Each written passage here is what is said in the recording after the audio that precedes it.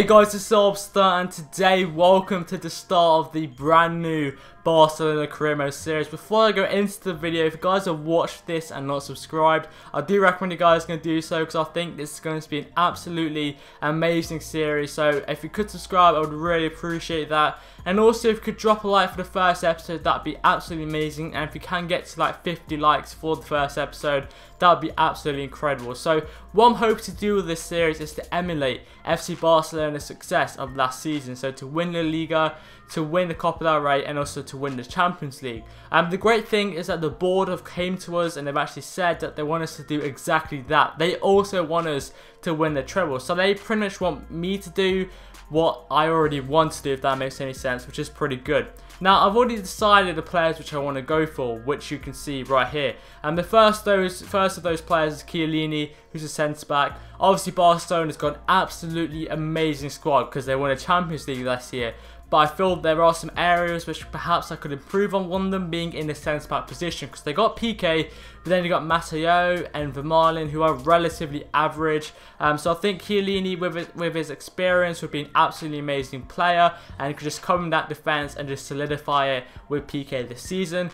Gaia is a player who I went for because Adriano, who is one rating higher than him, is basically getting quite old. He's only like 29, but Guy is 19 and looks like a real amazing player and definitely a player which can develop for the future, which is why I decided to go for him. And the reason why I decided to sell Alex Song and go for William Carvalho is because personally I'm not the biggest fan of Alex Song, and in real life it seems that Alex Song will be leaving Barcelona. So I thought Carvalho as well would be the perfect replacement. He's big, he's strong, he's pacey, and he's 22 years old, which means, you know, he's pretty young, so he's one for the future, and also his overall is pretty good. So I just thought he would be an amazing player and a great backup. And then obviously you got Thiago. I just felt that we needed another centre midfielder, and then we obviously got Paco Alcácer. And the reason why I go for Paco is simply because, you know, Luis Suarez has a ban until the 26th of October, I think it is. So I thought I needed to get another striker just up to that point. And the great thing about Paco is he's also 20 years old. So when Luis Suarez is like 33 or something, if we do actually complete the series for that long, I'm not sure how long this series is going to last for, then he can come in obviously and, you know, be, I don't know what his potential is, I think it's like 86 or something, so he's a pretty good player. We also have completed the first signing. Gaia has actually signed for the club, which is really good. We're close also signing Paco, and I know Paco's quite expensive, but the great thing is his wages. 70,000 euros is not really a lot in today's current market. I mean, for example, 150,000 euros per week for Chiellini, that is a lot. But this is Gaia, 75 rated. Adriano is 76 rated, so only a downgrade of 1. But he's 10 years younger than Adriano, I believe. So that is a really good deal, and I think he will be a very good left back. Even right now I think he'd be quite good, but definitely in a few years' time he'd be really good. Carvalho's also signed, 22 years old, and also Bayern Munich have also set an offer for Thiago, which is really good, another young player. And also the same Juventus have accepted an offer for Chiellini. He's slightly older, but I kind of wanted a more experienced player to play at the back for Barcelona this season. So you can see here, Valencia and Paco Alcácer are happy with the deal. They've accepted the offer, and he's now going to be coming to Barcelona. And this is William Carvalho, and looking at his stats, he seems like a real powerhouse, which is what I wanted. 6'2", 79 rated. He's an absolute tank, and he's going to be a very good player. Might not play first team because obviously we've got Busquets, and then Mascherano can also play there, but definitely in a few games he's going to be a pretty big player. Also, we've got Paco Alcácer, 80 rated, 20 years old.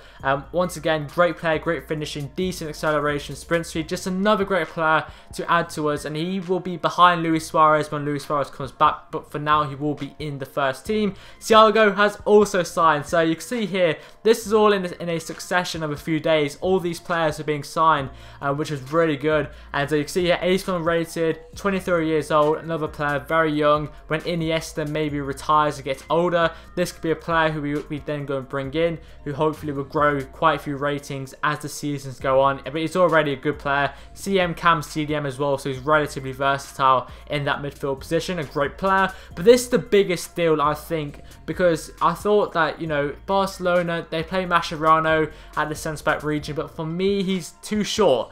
So I thought he needed a taller centre-back, a stronger centre-back, because Mascherano, in my opinion, will always be a CDM. So Chiellini is a really big signing because he's a top, terrific centre-back. So yeah, I'm really excited to actually play with him.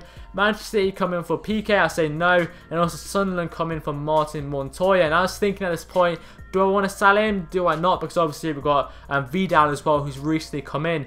But I thought, you know, I've got a really good compact squad here. I've got the squad I want, so there's no point in selling my players. So we've got the first friendly right here, which we're just going to sim. We want to go straight to the league season. That's all that really matters at this current moment. Friendlies aren't really important, but we do go and win 5-0. Paco Alcácer gets 2 goals on his debut, which is really good. Next friendly is against Swansea, and this time we won 1-0. But Pedro, look at that, he's injured. Pedro is injured, and you will see right now how long he's injured for. 8 weeks, which is just absolutely, it's not great, is it? It's not a good thing just for the season. So I thought, so at this point I was kind of starting to worry, because I was looking at my winger options and we haven't really got too many, but I'm not sure if Oxlade-Chamberlain is a necessary signing or not. But 5 million for him would be a very good deal. Yeah, I think he's like 78 rated and he's only 20 years old, so that'll be a fantastic signing, which I also do actually going to accept a £5 million deal, which is unbelievable.